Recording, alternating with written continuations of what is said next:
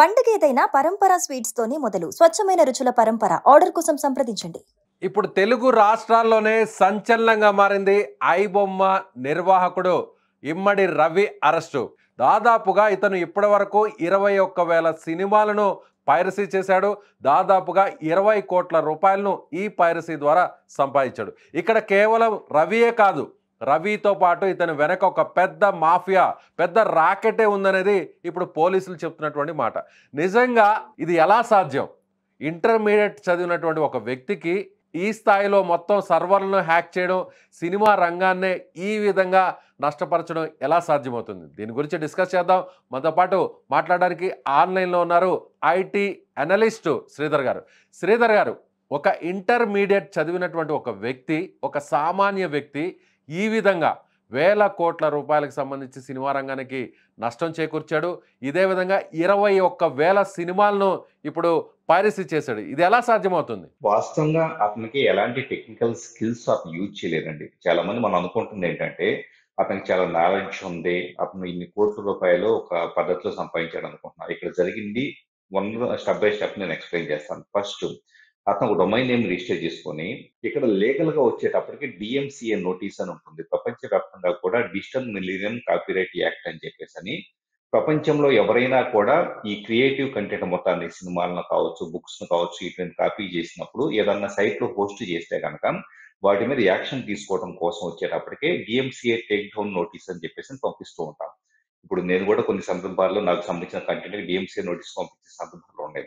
So ఇలాగా డిఎంసిఏ notice అనేది ఏంటి, ఇండియా, యుఎస్, అలా ప్రపంచంలో యూరోపియన్ యూనియన్ అన్ని దగ్గర కూడా డిఎంసిఏ నోటీస్ కి ఒక వాల్యూ ఉంది. అంటే అది పంపిస్తే గనక, ఉదాహరణకి సినిమా ఒక వెబ్సైట్ లో పెట్టాడు. ఆ వెబ్సైట్ లో పెట్టినప్పుడు ఏంటి, వెబ్సైట్ ibomma.com, .org రకరకాలుగా డొమైన్ నేమ్స్ మార్చుకుంటూ రిజిస్టర్ చేశాడు. సో ఐబొమ్మ డొమైన్ నేమ్ కి సంబంధించి అది కేవలం పేరు మాత్రమే.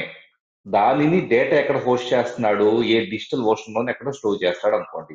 ఇప్పుడు ఏం చేస్తాం మనము, ఈ సినిమా కొత్తగా ఓజీ సినిమా అనేది పెట్టారు అని చెప్పేసి కంప్లైంట్ చేయడానికి ఎవరు కంప్లైంట్ చేస్తాం అంటే హోస్టింగ్ కంపెనీ కంప్లైంట్ చేస్తాం.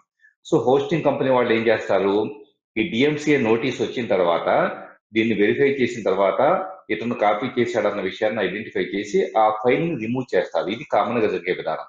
కానీ ఇతను ఏం చేశాడంటే తెలియగా కరేబియన్ ఐలాండ్స్ లో వాస్తవంగా డిఎంసిఏ నోటీస్ కి పెద్ద వాల్యూ లేదు. ప్రపంచం మొత్తానికి ఉన్న వాల్యూ కరేబియన్ ఐలాండ్స్ లో వచ్చేటప్పటికి ఈ పైరసీ చేసే వాళ్ళకి ప్రత్యేకంగా అక్కడ ప్రొవిజన్ ఉంటుంది. ఏంటి, అక్కడ స్థానిక చట్టాలు మాత్రమే పనిచేస్తాయి. ప్రపంచంలో వర్తించే ఏ చట్టమో కూడా అక్కడ అప్లికబుల్ కాదు. అంటే ఉదాహరణకి మన దేశమో యుఎస్ఓ ఎవరొకళ్ళు వెళ్ళేసి, మీరు ఇక్కడ మీ దగ్గర హోస్టింగ్ వచ్చేటప్పటికి పైరసీ మూవీస్ చేస్తూ ఉన్నారు, మీ దగ్గర సర్వర్స్ ఉన్నాయి, వీటిలో డేటా డిలీట్ చేయండి అంటే కనుక వాళ్ళు మేము వినమంటారు. ఆ దేశంలో ఉండే సర్వర్స్, ఆ కంపెనీస్ అక్కడ స్థానిక చట్టాల ప్రకారం. ఈ ఒక్క వెసులుబాటును పట్టుకొని అతను సో సినిమాలన్నీ అక్కడ హోస్ట్ చేయడం మొదలు పెట్టున్నాడు. ఇప్పుడు మీరు చెప్పిన దాని ప్రకారం చూస్తే ముఖ్యంగా కరేబియన్ దీవుల నుంచి ఎలాంటి కంటెంట్ అయినా కూడా పైరసీ చేసి ఆన్లైన్లో ఉంచొచ్చా? ఏదైనా కూడా, ఎందుకంటే అక్కడ స్థానిక చట్టాలు మాత్రం వర్తిస్తాయి. దీన్ని బేస్ చేసుకొని అతను రకరకాల ఇతను ఏం చేస్తున్నాడంటే, అతను సొంతంగా హ్యాకింగ్ చేత కాదు, అతను ఏం చేస్తున్నాడు, వేరే కొంతమంది హ్యాకర్స్ ని ఇప్పుడు పాట్నాలో ఒక అతను పట్టుకున్నారు చూసారా. సో ఇలాంటి వాళ్ళకి కొంత ప్రతి సినిమా మీరు సర్వర్స్ లోకి వెళ్ళేసి కాపీ చేసుకొచ్చేసి మాకు ఇస్తే కనుక మీకు ₹1,00,000 ₹2,00,000 ఇస్తామని చెప్పేసి వాళ్ళకి కొంత, ఎవరైతే ఎథికల్ హ్యాకర్స్ కూడా కాదు వీళ్ళు, సో ఈ హ్యాకర్స్ కి కొంత అమౌంట్ ఇచ్చి వాళ్ళని హైర్ చేసుకుంటాడు. వీళ్ళు ఏం చేస్తారు, ఉదాహరణకి సినిమాకి సంబంధించి క్యూబ్ మనకు ఐడియా ఉంటుంది. సినిమా ఏదన్నా థియేటర్కి వెళ్ళి మనం ప్లే చూసేటప్పుడు స్టార్టింగ్ లో క్యూబ్ అని ఒక లోగో వస్తుంది. చాలా మందికి ఆ క్యూబ్ అంటే ఏంటి అర్థం కాదు. వాస్తవం క్యూబ్ అంటే ఏంటంటే, ఒక సినిమా అనేది ప్రొడక్షన్ స్టార్ట్ అయిన తర్వాత కంప్లీట్ రిలీజ్ రేపు ఎల్లుండి రిలీజ్ అనుకుంటే కనుక, ఆ సినిమా ప్రొడ్యూసర్స్ వచ్చేటప్పటికి నా బోటి సంస్థకు, అంటే డిజిటల్ గా డిస్ట్రిబ్యూట్ చేసే క్యూబ్ లాంటి సంస్థకు వచ్చేటప్పటికి దాని కాపీ ప్రొవైడ్ చేస్తారు. సో క్యూబ్ ఏం చేసిద్ది, ఇండియాలోను యుఎస్ లోను ఏ థియేటర్స్ ఎక్కడెక్కడ ఓపెన్ చేయాలో అక్కడికి వచ్చేటప్పటికి డిజిటల్ గా ట్రాన్స్మిట్ చేస్తుంది ఎఫ్టిపి ద్వారా, ఫైల్ ట్రాన్స్ఫర్ ప్రోటోకాల్ ద్వారా. అంటే ఫస్ట్ సినిమా రెడీ అయిన తర్వాత ఎక్కడ ఉండాలి, క్యూబ్ సర్వర్స్ లో ఉండాలి. క్యూబ్ సర్వర్స్ ముందు ఎక్కడ ఉంటుంది, సినిమా ప్రొడ్యూసర్ సంబంధించిన ఒక సర్వర్ లో ఉంటుంది. సో సినిమా ప్రొడ్యూసర్ సర్వర్ లో సినిమా రెడీ అయిన తర్వాత అక్కడ ఉండే ఆ సర్వర్ అంటే ఏంటి? ఒక కంప్యూటర్. ఆ కంప్యూటర్ లో ఏముంటుంది? విండోస్ ఆపరేటింగ్ సిస్టమో లేకపోతే విఎల్సి ప్లేయర్ ఏ ఒక సాఫ్ట్వేర్లు ఉంటాయి. వాటిలో ఉండే బగ్స్ ని బేస్ చేసుకొని ఎక్స్‌ప్లాయిట్స్ అంటాం వాటిని. ఎక్స్‌ప్లాయిట్స్‌ని బేస్ చేసుకొని ఈ హ్యాకర్లు ఏం చేసేవాళ్ళు లోపలికి ఎంటర్ అయ్యేసి రెడీగా ఉన్న సినిమాని కాపీ చేసుకొచ్చేవాళ్ళు. కాపీ చేసుకొచ్చేసి వీళ్ళకి అప్పచెప్పేవాళ్ళు. వీళ్ళు ఏం చేసేవాళ్ళు కరేబియన్ ఐలాండ్ లో హోస్ట్ చేస్తూ ఉండేవాళ్ళు. సో ఫైనల్ గా ఏమైంది? వీళ్ళకేమో హ్యాక్ చేసిన వాళ్ళకి 1,00,000, 2,00,000 డబ్బులు వస్తున్నాయి. వీళ్ళేమో ఏం చేస్తున్నారు? ఈ రవి లాంటి ఎమ్మడి రవి లాంటి వాళ్ళు ఐబొమ్మ లాంటి వాటిని హోస్ట్ చేసి పక్కన యాడ్లు వేసి పక్కన ఏవైతే గనక రకరకాల బెట్టింగ్ యాప్స్ యాడ్లు వేసేసి వాటి ద్వారా ప్రజలను తప్పుదారి పట్టించేసి బెట్టింగ్ యాప్స్ ద్వారా కూడా వాటికి వచ్చే యాడ్ల ద్వారా అతను ఈ రోజు 20 కోట్లు అని చెప్పేసి పైకి మనకు అఫీషియల్ గా అంటున్నారు కానీ మనీ లాండరింగ్ ఈడీకి సంబంధించిన ఇన్వాల్వ్మెంట్ కూడా పోలీస్ డిపార్ట్మెంట్ తీసుకోబోతూ ఉంది. భారీ మొత్తంలో వివిధ మ్యూల్ అకౌంట్స్ అంటారు, ఎంయూఎల్ఈ మ్యూల్ అకౌంట్స్ లోకి అమౌంట్స్ ట్రాన్స్ఫర్ అయినట్లుగా మనకు తెలుస్తూ ఉంది. ఖచ్చితంగా భారీ మొత్తం 100 కోట్లు 200 కోట్ల పెద్ద స్కామ్ కూడా జరిగి ఉండొచ్చు అని చెప్పేసి అని మనకు తెలుస్తూ ఉంది. ఎక్కడ బెట్టింగ్ యాప్స్ ద్వారా ఇతనికి అకౌంట్స్ రావటం, ఇతను వేరే వాళ్ళ అకౌంట్స్ లో ట్రాన్స్ఫర్ చేయడం కూడా జరిగినట్లుగా కూడా తెలుస్తూ ఉంది. సో ఖచ్చితంగా ఇది చాలా చిన్న విషయం కాదండి. ఇది కేవలం సినిమా ఇండస్ట్రీకి సంబంధించిన విషయం కాదు. ఇది కేవలం ఇమ్మడి రవికి సంబంధించిన విషయం కాదు. ఇది కేవలం ఐబొమ్మకు సంబంధించిన విషయం కాదు. ఎంతో మంది జీవితాలను అతలాకుతలం చేసిన బెట్టింగ్ యాప్స్ కు సంబంధించిన లింక్స్ కూడా దీంట్లో కనపడుతూ ఉన్నాయి. సో శ్రీధర్ గారు, మరో విషయం కూడా మీరు ఒక మాట అన్నారు. అంటే ప్రొడక్షన్ కంపెనీ నుంచి నేరుగా క్యూబ్ లాంటి సంస్థకు సంబంధించిన సర్వర్లోకి ఈ డేటా అంతా కూడా కంటెంట్ అంతా కూడా సినిమాలన్నీ కూడా అక్కడే కాపీ అవుతాయి. ఆ తర్వాత అక్కడి నుంచి క్యూబ్ నుంచి థియేటర్కి సంబంధించినటువంటి సర్వర్లకి ఎఫ్టీపీ ద్వారా వెళ్తుంది అని అంటున్నారు. అయితే అతను సినిమా రిలీజ్ కాకముందే ఈ డేటాని ఆ బగ్ ద్వారా అతను పరిశీలి చేస్తాడా? రిలీజ్ కాకముందే? ఎగ్జాక్ట్లీ. ఎందుకంటే ఇప్పుడు రేపు రిలీజ్ అనుకుంటే కనుక సో ఎక్కడ ఉంటుంది? నాదే సర్వర్ అనుకుంటే నా సర్వర్ లో సేవ్ అయి ఉంటుంది, ఫైల్ రెడీగా ఉంటుంది. సో దానిని రేపు మార్నింగ్ క్యూబ్ ద్వారా రకరకాల ఈ రోజు అర్ధరాత్రికి రకరకాల థియేటర్స్ కి పంపించడం జరుగుతుంది. క్యూబ్ వాళ్ళకి క్యూబ్ ద్వారా వేరే వాళ్ళకి పంపించడం జరుగుతుంది. ఇప్పుడు నా సర్వర్ లో నేను అవుట్డేటెడ్ విండోస్ వాడుతున్నాను అనుకోండి. సో అవుట్డేటెడ్ విండోస్ వాడుతుంటే దాంట్లో ఒక చిన్న ఆర్పిసి ప్రోటోకాల్ ఒక బగ్ ఉంది అనుకోండి. ఆ బగ్ ఏంటి? ఒక హ్యాకర్ కే తెలుసు. నేనేమనుకుంటా అంటే విండోస్ అప్డేట్ వస్తే కనుక నెక్స్ట్ పడతాయి, ఎందుకు అనవసరంగా టైం వేస్ట్ అని చెప్పేసి అని. అప్డేట్ కానీ అన్పాచ్డ్ విండోస్ ఉంది నా దగ్గర, అంటే లోపం ఉన్న విండోస్ ఆపరేటింగ్ సిస్టమ్ ఉంది. ఇప్పుడు హ్యాకర్ కి ఏంటి? ఎక్స్‌ప్లాయిట్ డిబి లాంటి కొన్ని వెబ్సైట్స్ ఉంటాయి. వాటిలోకి వెళ్ళి ఈ పాత వెర్షన్ ఈ అన్పాచ్డ్ వెర్షన్ ఉండే దాంట్లోకి ఒక చిన్న కోడ్ ని పంపించడం ద్వారా ఒక ఐపీ అడ్రస్ ద్వారా ఒక చిన్న ప్రోటోకాల్ తో సర్వర్లో కట్టడానికి ఎక్స్‌ప్లాయిట్స్ ఉంటాయి.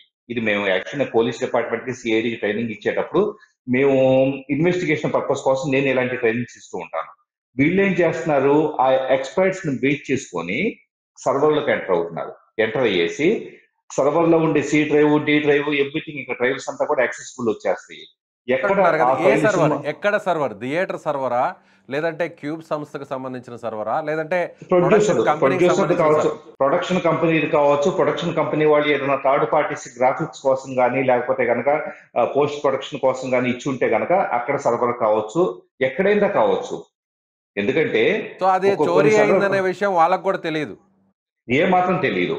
ఎందుకంటే వాళ్ళకి సెక్యూరిటీ ఆడిట్ అనేది ఉండదు. అసలు బయట నుంచి ఓపెన్ పోర్ట్స్ ద్వారా మన సిస్టమ్ లోకి ఏం జరుగుతుంది ఇదంతా కూడా ఓపెన్ పోర్ట్స్ ఏమున్నాయి, బయట నుంచి ట్రాఫిక్ ఏం వస్తూ ఉంది, ఏదన్నా అటాక్ జరిగిందా, డీడాస్ అటాక్ లాంటి ఏమైనా జరిగింది, ఇలాంటిదంతా కూడా బేసిక్ గా వీళ్ళెవరు పట్టించుకోరండి. ఒక బ్యాంకులు పెద్ద పెద్ద సంస్థలు తప్పించేసి సెక్యూరిటీ ఆడిట్ వచ్చేటప్పటికి సహజంగా ఇలాంటి సంస్థలు పెద్దగా చేయవు, అటు వాళ్ళకంత నిపుణులు కూడా ఉండరు.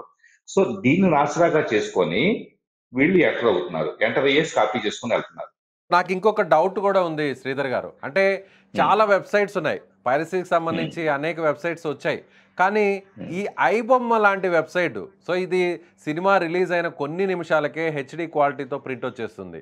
అలాగే ఏ సినిమా అయినా సరే, అది ఏ లాంగ్వేజ్ అయినా కూడా, చాలా వెబ్సైట్స్ ఉన్నా కూడా అవేవి పెద్దగా అంత క్రేజ్ లేదు జనంలో. కానీ ఐబొమ్మకు మాత్రం సినిమా, అది ఏ హీరో సినిమా అయినా, ఎంత పెద్ద భారీ చిత్రం అయినా కూడా వెంటనే వచ్చేస్తుంది. ఎలా సాధ్యం అది? అంటే ఇతనికి ఉన్న నెట్వర్కే ఆ బలమా? 100% అండి. ఎందుకంటే ఇప్పుడు వీళ్ళు ఒక మోడల్ అలవాటు పడ్డారు. ఎలాంటి మోడల్కి? ఈ బెట్టింగ్ యాప్స్ వాళ్ళేమో బాగా డబ్బులు ఇస్తున్నారు యాడ్లు వేసినందుకు. సో సినిమా చూసే వ్యక్తి వచ్చేటప్పటికే యాడ్ కనపడుతుంది. ఆ యాడ్ ఇన్స్టలేషన్ చేసిన తర్వాత కన్వర్షన్ రేటు కోసం వీళ్ళు బాగా డబ్బులు ఇస్తున్నారు. ఇప్పుడు నేనే దాని ఆపరేటర్ అనుకోండి, నేనే రవిని అనుకోండి, నాకు భారీ మొత్తంలో డబ్బులు వస్తుంటే నేను దాంట్లో ఒక పీనట్స్ ఒక 1% 2% హ్యాకర్స్ ఇచ్చేసి పాట్నాలోనో రకరకాల చోట్ల ఉండే they have network of people. వీళ్ళు ఏం చేస్తారు, డార్క్ వెబ్ లో హ్యాకింగ్ ఫోరమ్స్ లో డిస్కస్ చేసి కొంతమందిని పట్టుకొని you have to hack, I have a task, నేను ఎంత అమౌంట్ ఇస్తాను అని చెప్పేసి వాళ్ళకి జాబ్ అప్పు చెబుతారు. వీళ్ళు ఏం చేస్తారు, ఓకే ఐ కెన్ డూ అని చెప్పేసి అని అక్కడ ఫస్ట్ ఆఫ్ ఆల్ సర్వర్ ఏంటి, ఐపీ అడ్రస్ ఏంటి, ఇదంతా కూడా ఇన్ఫర్మేషన్ గ్యాదరింగ్ టూల్స్ అని ఉంటాయి. వాటి ద్వారా వెతికి పట్టుకొని ఆహా ఓకే దీని IP address public IP address ఇది, దీంట్లో ఏదైనా ఎస్క్యూఎల్ ఇంజెక్షన్ ద్వారా డేటాబేస్ లోకి వెళ్ళే స్కోప్ ఉంటుందా, లేదా ఆపరేటింగ్ సిస్టమ్ లో ప్రాబ్లం ఉంటుందా. హ్యాకింగ్ చేయడం పెద్ద విషయం కదండి, చాలా మంది అనుకుంటారు చాలా కష్టం అని చెప్పేసి అని. సో ఏదో ఒక పద్ధతిలో వెళ్ళి, సో అతనికి ఒక ₹1,00,00,000 వచ్చింది అనుకోండి ఫర్ ఎగ్జాంపుల్ ఆదాయం ఒక మూవీ ద్వారా, ₹1,00,00,000లో 2, 3, 5 లక్షల రూపాయలు అనేది హ్యాకర్లకు ఇచ్చేసి ఫస్ట్ నాకు ఫైల్ కాపీ చేసుకురండి అని చెప్పేసి అనటంలో పెద్ద ఇదేమీ లేదు, అక్కడ పోగొట్టుకునేదేమీ లేదు. సో అందుకనే ఇతను ఏం చేస్తున్నాడు, ఈ మోడల్ ఏదో బాగుందే, బాగా డబ్బు సంపాదించుకోగలుగుతున్నాను అని చెప్పేసి అన్న ఉద్దేశంతో వచ్చిన ప్రతి సినిమాని కూడా టకటకా పెట్టేయటం. అప్పుడు ఏమవుతుంది, goodwill of the site పెరుగుతుంది. ఏంటి, మనకు ఈ వచ్చే ఈ ఆదాయం వెబ్సైట్ కేవలం ఈ బెట్టింగ్ యాప్స్ని ప్రమోట్ చేయడం ద్వారానే. అంతేగాని ఎవరైతే వ్యూవర్స్ ఆన్లైన్లో సినిమాని చూస్తారో సో ఆడియన్స్ ద్వారా ఎలాంటి అమౌంట్ అయితే అతనికి జనరేట్ కాదు. సబ్స్క్రిప్షన్ మోడల్ ఏమైనా పెట్టుంటే కనుక సో ఓకే ఆడియన్స్ నుంచి కూడా అంటే మీరు ఒక $10 పే చేయండి లేదా ₹100 పే చేయండి ఒక సినిమా చూడాలంటే అతను అలాంటిది ఏం పెట్టలేదు కాబట్టి ఫస్టే దాన్ని యూజర్ అతను రన్ చేస్తున్నాడు. అతను ఓన్లీ యాడ్స్ ద్వారా మాత్రమే, అది కూడా బెట్టింగ్ యాప్స్ ఇండియాలో గూగుల్ యాడ్సెన్స్ ఇలాంటి వాటి ద్వారా బెట్టింగ్ కావచ్చు, లేకపోతే ఈ టైప్ ఆఫ్ యాడ్స్ ఏది కూడా ఉండవు. కానీ వీళ్ళు ఏం చేస్తున్నారు బెట్టింగ్ యాప్స్ వాళ్ళు, అందుకనే యూట్యూబ్ ఇన్ఫ్లుయెన్సర్స్ ని కొంతకాలం పట్టుకున్నారు. ఇలాంటి ఏవైతే పైరేటెడ్ కంటెంట్ ఉండే సైట్స్ ఉంటాయో ఈ వీళ్ళని పట్టుకొని మీకు ఎంత భారీ, ఎందుకంటే బెట్టింగ్ వాళ్ళకు కూడా వాళ్ళకి పెట్టుబడి లేకుండా భారీగా డబ్బులు వస్తున్నాయి. సో అది కూడా ఒక ఇల్లీగల్ యాక్టివిటీ.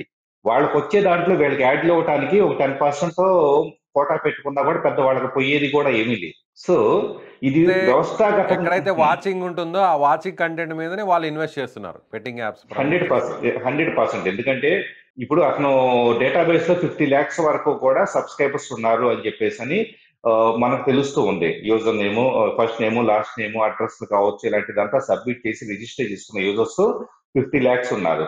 50 లక్షల మంది డేటాబేస్ ఉంది అంటే కనుక 50 లక్షల మంది యాక్టివ్ గా వస్తున్నారంటే కనుక బెట్టింగ్ యాప్స్ వాళ్ళు హ్యాపీగా ఓకే ఇంత విజిబిలిటీ వస్తుంది కదా అని చెప్పేసి అని, అది కూడా కన్వర్షన్ రేటు. ఎందుకంటే వీళ్ళు ఏం చేస్తారు, సినిమా చూసేటప్పుడే దీన్ని ఇన్స్టాల్ చేస్తేనే you have to click it and you have to install this application in order to continue to watch అని చెప్పేసి ఒక కనపడుతుంది. యూజర్ ఏమనుకుంటాడు, నేను ఒక యాప్ ఇన్స్టాల్ చేస్తే ఏం పోయిందిలే ముందు సినిమా చూస్తాం ముఖ్యమని ఇన్స్టాల్ చేస్తాడు.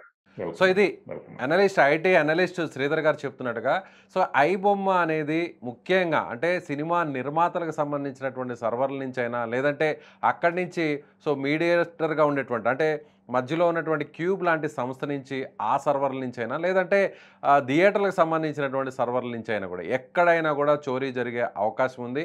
అప్డేటెడ్ వర్షన్ విండోస్ లేకపోయినా కూడా అక్కడ ఉన్నటువంటి ఒక చిన్న లోపాన్ని గుర్తించి వెంటనే హ్యాకర్స్ ఆ సినిమాలన్నింటినీ కూడా వెంటనే కొన్ని నిమిషాల్లోనే వాటిని హ్యాక్ చేసి డౌన్లోడ్ చేసి ఆన్లైన్లో పెడతారని ఆయన చెప్తున్నారు. Thank you so much.